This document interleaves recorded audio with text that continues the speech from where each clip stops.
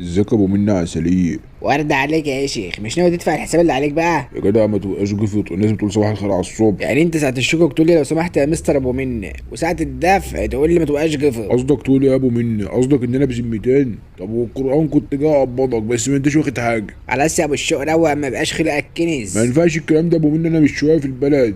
بس اربطت لي والله على الصبح. طب روق يا عم، اعمل لك كوبايه كركريت هديك. لا يا عم حد الله، ما انت واخد منك حاجه، شوف بس عليك يا. خلاص يا عم براحتك، عليك يا سيدي 37 جنيه. بذمتك مش مكسوف من نفسك وانت عامل الشربازات دي كلها على 37 جنيه؟ انا كنت فاكر ان انا عليا 900 دولار ولا حاجه.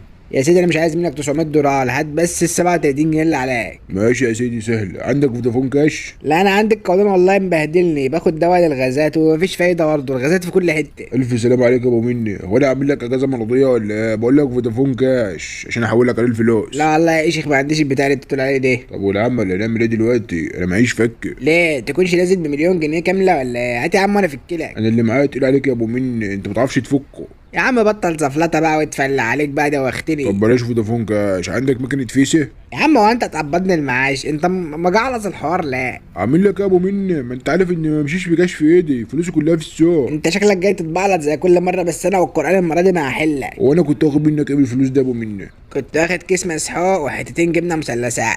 طب صلي على النبي. كيس المسحوق لسندس مراتي باخد فلوسه منها بقى لو تعرف. طب وحتتين الجبنه المثلثات؟ يا جدع ده دي راحت للخير، ده انا اديتهم للقطه اللي في الشارع. اه قطه عندها شنب ولابسه قميص ازرق ازر واسمها شوقي صح؟ صدق باللي خلقك والقران انا ما هحلك المره طب دي. استنى كده يا ابو مني، انا باين عليا معايا 50 جنيه فكه ولا إيه؟ طب انجز طلعها، مش عايز اشوف وشك هنا تاني. معاك فلوس تاخد، معاكش فلوس مفيش شكوك. سندوس انا عندي ابو مني اهوت باخد بخلص بقيه الحساب. صابونه لوكس ايه يا بنتي؟ ما انت عندك صابونه المواعين وطص وشك بشويه ميه. اه يا حاج شوقي، انت اديتني 50 جنيه، كنت عايز الباقي بتاعك 50 صح؟ شوف الراجل المغفل فاكر انك اديته الفلوس وانت لسه اصلا ما حاططش ايدك في جيبك. بسم الله الحفيظ. انت مين يا عم انت؟ ولا انت ايه؟ ولا مين ولا فين؟ انت مش عارفني، انا افكارك الازري. قول له هات باقي الفلوس واضحك عليه وخلص حسابك.